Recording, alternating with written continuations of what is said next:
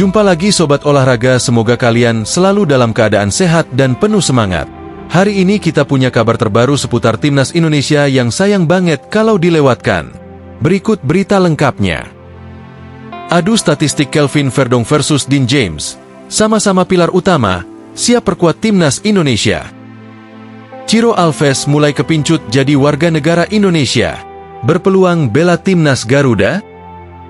Tapi sebelum kita masuk ke inti pembahasan, dukung dulu channel ini dengan menekan tombol subscribe. Dengan begitu, saya makin semangat menghadirkan berita-berita menarik untuk kalian.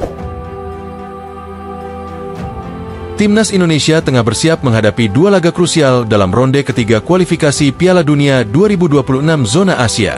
Pertandingan pertama akan berlangsung di Sydney Football Stadium pada Kamis, 20 Maret 2025, melawan Australia, disusul laga kandang menghadapi Bahrain di Jakarta 5 hari kemudian. Saat ini, Timnas Indonesia menempati posisi ketiga di klasemen sementara dengan koleksi 6 poin, hanya terpaut 1 angka dari Australia. Dengan Jepang yang sudah melaju di puncak klasemen, Garuda harus bersaing ketat dengan Socceroos untuk merebut 1 tiket otomatis ke Piala Dunia 2026. Skuad Garuda mendapatkan banyak perhatian setelah performa apik di bawah asuhan Shin Tae-yong.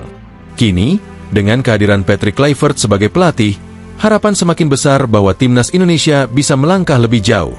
Apalagi, kedalaman skuad semakin bertambah dengan masuknya beberapa pemain naturalisasi baru. Setelah sukses mendatangkan Ula Romeni, proses percepatan juga dilakukan untuk Emil Audero, Joey Plupesi, dan Dean James. Salah satu posisi yang kini semakin kompetitif adalah bek kiri. Kelvin Verdong, yang sudah lebih dulu menjadi bagian dari Timnas Indonesia, kini mendapatkan pesaing sepadan dengan kehadiran Dean James. Keduanya sama-sama berkarir di Liga Belanda, yakni Verdong bersama NEC Nijmegen dan James di Go Ahead Eagles.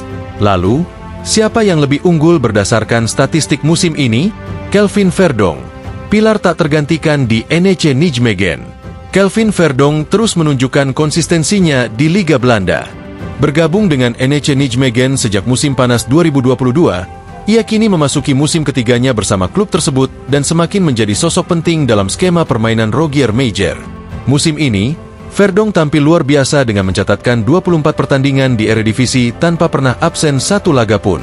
Pemain berusia 27 tahun ini benar-benar menjadi andalan di lini pertahanan kiri NEC. Dalam catatan statistiknya, Verdong telah menyumbangkan 1 gol musim ini. Meskipun lebih dikenal sebagai bek yang fokus bertahan, ia tetap mampu memberikan kontribusi ofensif ketika dibutuhkan. Dari total 24 laga yang dimainkan, Verdong hampir selalu tampil penuh selama 90 menit.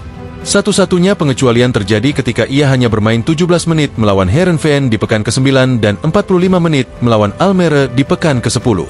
Selebihnya, ia selalu dipercaya untuk berada di lapangan sepanjang pertandingan.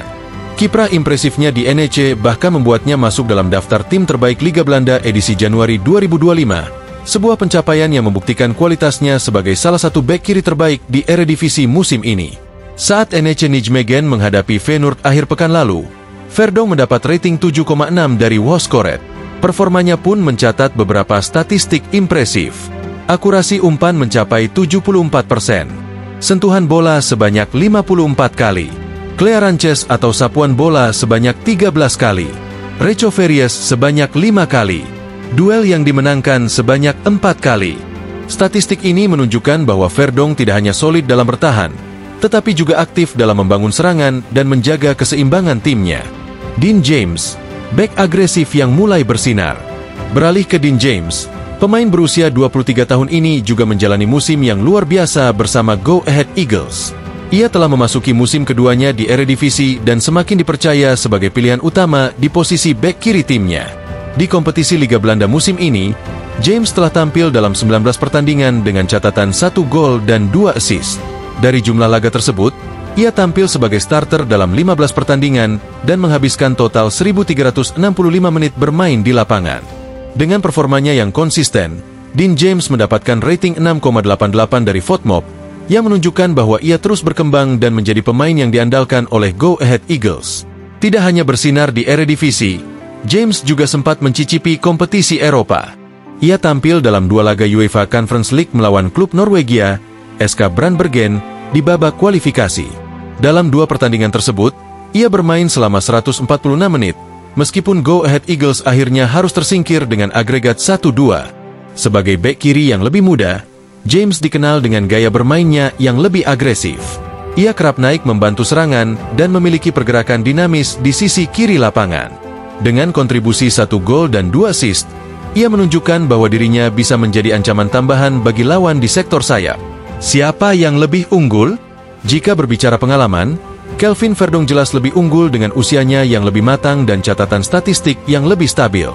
Ia juga telah teruji dalam lebih banyak pertandingan dan memiliki pengalaman bermain di level tinggi lebih lama dibandingkan James. Namun, Dean James memiliki keunggulan dalam aspek agresivitas dan energi muda.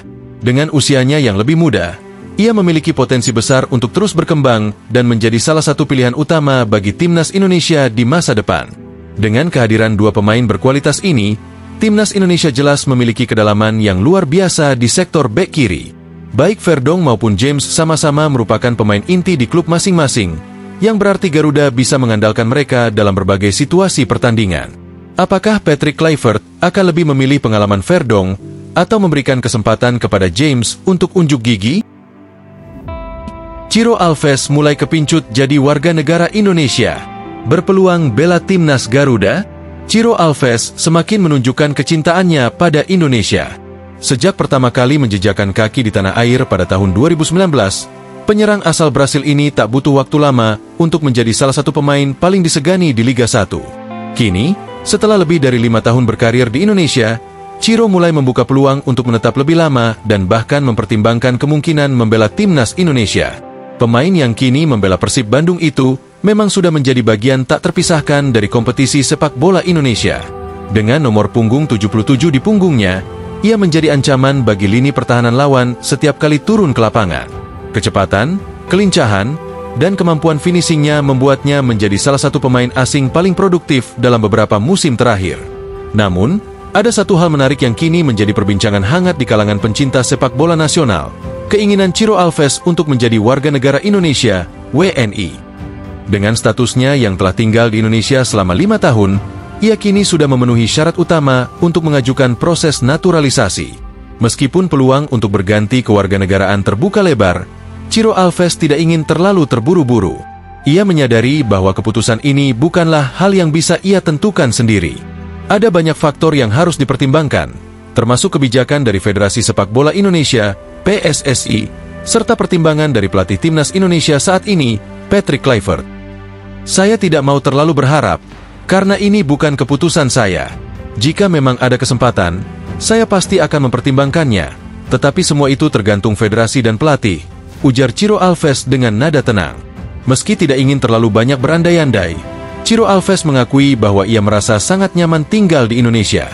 Bahkan, ia menyebut bahwa kehidupannya di Indonesia jauh lebih menyenangkan dibandingkan di negara asalnya, Brasil. Ia sudah merasa seperti di rumah sendiri, dengan budaya yang ramah, makanan yang cocok dengan seleranya, serta dukungan luar biasa dari para supporter sepak bola di Indonesia. Indonesia sudah seperti rumah kedua bagi saya. Saya sangat nyaman tinggal di sini. Keluarga saya juga betah. Dan saya sangat mencintai kehidupan di sini, ungkapnya. Keinginannya untuk menjadi bagian dari timnas Indonesia bukan sekadar ambisi pribadi. Ciro Alves melihat bagaimana para pemain naturalisasi lain mampu memberikan dampak besar bagi perkembangan sepak bola nasional. Dengan masuknya banyak pemain berkualitas dari luar negeri, timnas Indonesia semakin kompetitif di level Asia, dan ia tidak menutup kemungkinan untuk ikut berkontribusi jika memang dibutuhkan. Namun, di sisi lain, Ciro Alves tetap memilih untuk fokus pada karirnya bersama Persib Bandung. Ia tidak ingin terlalu memikirkan kemungkinan bergabung dengan timnas Indonesia sebelum ada kepastian dari pihak-pihak terkait. Saat ini, prioritas utamanya adalah memberikan yang terbaik untuk Persib dan membantu timnya meraih prestasi. Saat ini, saya hanya fokus dengan klub. Saya ingin memberikan yang terbaik untuk Persib dan membawa tim ini meraih kesuksesan. Tetapi jika suatu saat kesempatan itu datang, saya akan sangat bangga bisa membela timnas Indonesia, katanya dengan penuh semangat. Perjalanan Ciro Alves di Indonesia memang penuh dengan cerita menarik. Dari seorang pemain asing yang datang untuk mencari tantangan baru, kini ia mulai membuka kemungkinan untuk menjadi bagian dari negeri ini secara permanen. Keinginannya untuk menjadi WNI bukan hanya soal sepak bola, tetapi juga karena kecintaannya terhadap Indonesia. Kini, Bola ada di tangan PSSI dan Timnas Indonesia. Apakah mereka akan mempertimbangkan naturalisasi Ciro Alves?